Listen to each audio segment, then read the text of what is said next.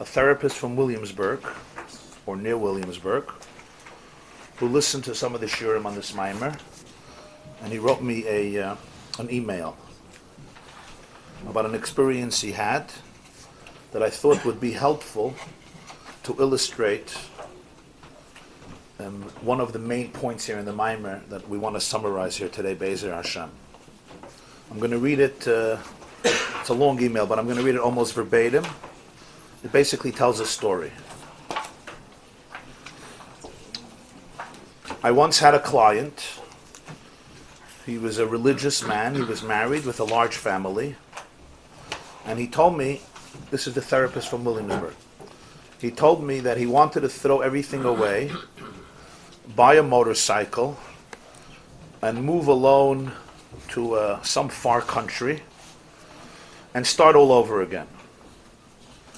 He was very serious about this. He already told his wife about his plans, leaving the family, abandoning the kids. He already bought a motorcycle.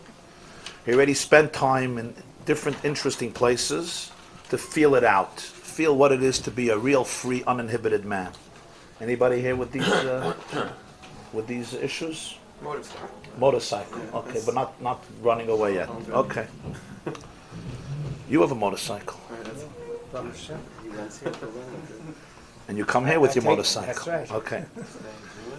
This was his running away. So the therapist writes to me, when he came to me, what do you think? Motorcycle. You want to know if he would still put on Rabbi Tam's tefillin? What do you want to know? If he would use a Hadas Shir Chazonish, what do you think? You'll take a guess. When he came to me, he had been struggling with the idea for leaving over a year. It was a typical struggle between what I feel I want to do and what I feel I have to do.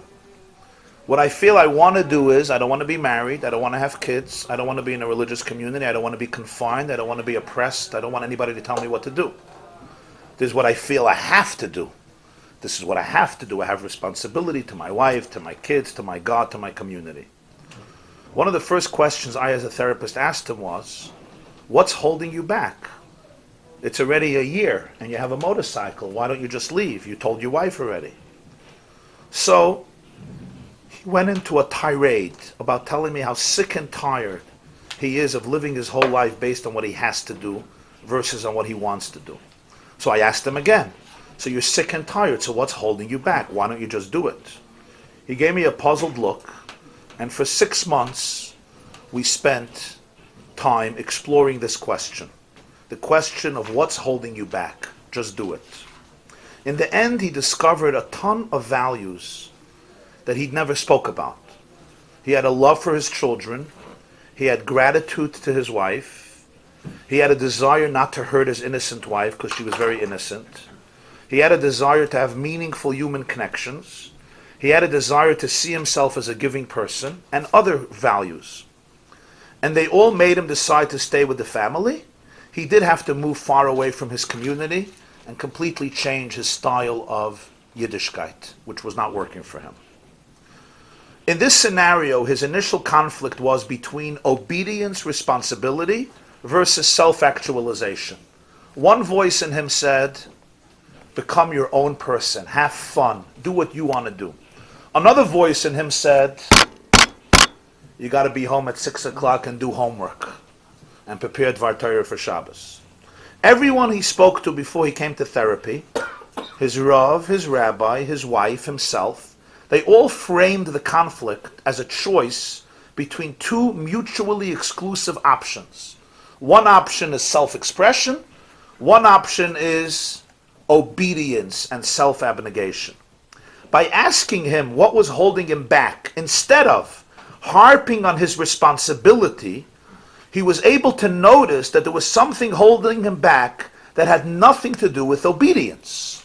And that on a deeper level, his self-actualization lay in letting go of his dream to run away from his family with a motorcycle and in being obedient and responsible to his own inner values. So his whole life, everybody forced on him a split. The split was, will you either be you, or are you going to sell your soul to the community, to the religion, to the family, to the God, to the rabbis, to the Hasidus, whatever, to the whatever it is, his whole life, and he was sick and tired of it. When am I going to become me? I understood this, and therefore the therapist says, I stopped talking about that. I wanted to know what's holding him back. Like, why aren't you at peace with this decision? Is it all because you're frightened of society? Or maybe there are voices in you that you need to become familiar with. And he basically realized that there was something beyond obedience to outer forces. There was a voice of obedience to himself, but not to his outer self, to his inner self. I find, in my experience, that people come into therapy like this all the time. And when you ask them what their deepest desires are, they look at you like you're from Mars. Nobody addresses with people their deeper desires. What are their deepest values? What are their deepest priorities? What do they really care about? But these values and deepest desires are probably the most practical and concrete connection that we have to ourselves, to our own truth in the world of machshava. On a practical level, we're not teaching people to explore what's really important to them, what they really value. Some people even feel that it's kfira, it's heresy to entertain such thoughts. Imagine if our education system helped people explore their true values. That's the letter.